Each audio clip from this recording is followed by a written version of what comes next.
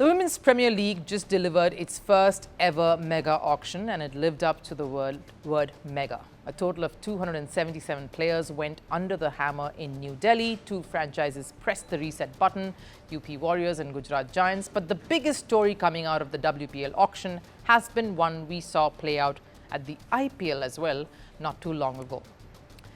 An Indian captain, Indian core over anything else. The biggest shocker, of course, was Australian captain, sensational player, wicketkeeper batter Alyssa Healy going unsold. There are a few reasons to this as well, and I'll highlight a pattern. The reason behind this pattern and what that is telling us about women's cricket today. Let's get cracking. Now, the Women's Premier League auction certainly showed us one thing, that a new era of women's cricket has begun and the spark has been relit by none other than the recently crowned world champions India. This isn't hype, this isn't temporary excitement, this is momentum. It's real, it's unstoppable momentum. Sure, branding, promotion and BCCI's investments all have played a massive role, but the truth is India's victorious have forced the spotlight right back onto women's cricket. But on the sidelines of this euphoric turn of events was the biggest shocker. Alyssa Healy, a prolific athlete, going unsold. Why? Let's take a look at some of the apparent reasons here, like one given by some of the franchises themselves. When you're allowed only 4 overseas players, your options are limited, and many teams prefer all-rounders in their setup. It's a tough situation for someone of her stature. Abhishek Nair's explanation is simple, seems logical. T20 is more fast-paced. You need more all-rounders, especially when the slots for foreign players is rather limited. And if you pick a player like Healy, you have to play Healy in your 11. But here's where I want to poke some holes in this clarification. You cannot look past Healy and say, oh, but I'm only getting 1 or 2 skills here. There's batting and there's keeping. Healy comes with experience, the tenacity to win, the vision, her keeping skills, a cricketing brain that will strategize. So why not pick someone like her for all the things that she brings to the table and for what she represents when playing for Australia too? Let's go with the obvious one, leadership, and Indian leadership at that. That's what this World Cup win has showed us all. And that's what the franchisees at the table were also seeing, that these cricketers are not just world beaters, they are leaders in their own right. They are fighters, solo and combined. Smriti Mandhana led her side to a monumental win. She does not captain the Indian team. And within her own ranks, someone like Richa Ghosh, a player that the franchisee sees as a future captain. Leadership material. I spoke to her, in fact, right after the World Cup triumph, and she too acknowledged the dream to lead from the front. जी मैं छोटे से मेरा सोच के आई थी कि मुझे जब मैं खेलूंगी यार इंडिया के लिए कैप्टनसी करना है मुझे, तो वो चीज़ मेरा भी माइंड में है कि मुझे इंडिया के लिए कैप्टन बन के मुझे ट्रॉफी जीतना है, जितना ट्रॉफी जीत पाऊँ मैं टीम को जिता पाऊँ, मुझे वो करना है।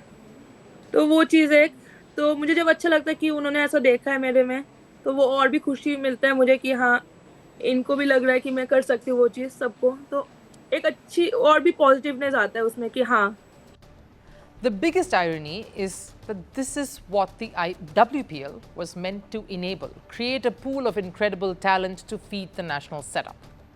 This league has actually unearthed a lot of potential players like Kranti God and Sri Charni are products have been picked from WPL. Amanjot Kaur and Richa Ghosh, all these players have developed the mindset of playing fearless cricket is because they've gone through those experiences in WPL because franchise league is intense. And yet, it has been this World Cup campaign that actually turned it all around, giving the WPL auction a massive sea change and leaders stepping up in various ways. Look at someone like Jemimah Rodrigues, the same Jemimah who broke down after that historic run chase against Alyssa Healy's Australia in that World Cup. She has chosen to let go of a lucrative contract in Australia to stay back home with her best friend Smriti Mandhana. That clarity of thought, the power of sisterhood, you will not see this anywhere else in the sport. This is what Indian cricket has risen to.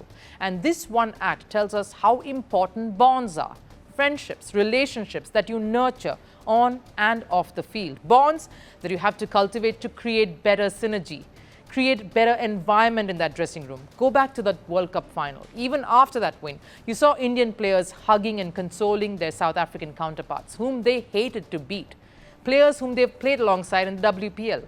It is this kind of rapport that fuels dressing rooms, that sets an example and creates magic, especially in a setup like the WPL, where you have players from all across the world coming in together. And that is what Alyssa Healy's snub probably points to somewhere. We saw this at the Indian Premier League too. Players, captains, leaders of the stature and skill of David Warner and Steve Smith going unsold. Because here's the truth. The runs, the pile of wickets, raking up wins under your belt in the national side and leading your country to World Cup glory is all great, looks great on paper. But how many lives can you really touch and transform? How do you reform and change and bring that about in your dressing rooms, in leagues? Who outside of your national setup has been influenced and touched by your legacy? That's what matters when you look at leagues around the world. Franchises too think long term. They see all of this, dressing room environment, the cohesion, and how well this group of not necessarily the biggest names and the biggest minds, but the fiercest players can really band together to create success. March forward, yes, but also take the rest along is what really ticks the boxes. And that is what we all witnessed at the WPL auction this time. One that is bound to change women's cricket forever. I wore the crown of a revolutionary. I promised to lift my nation. I claimed to fight imperialism. I became the very thing I warned against. I funded militias across continents. I feared my own shadow. Some called me the King of Kings. History calls me something else. The dictator. Who am I?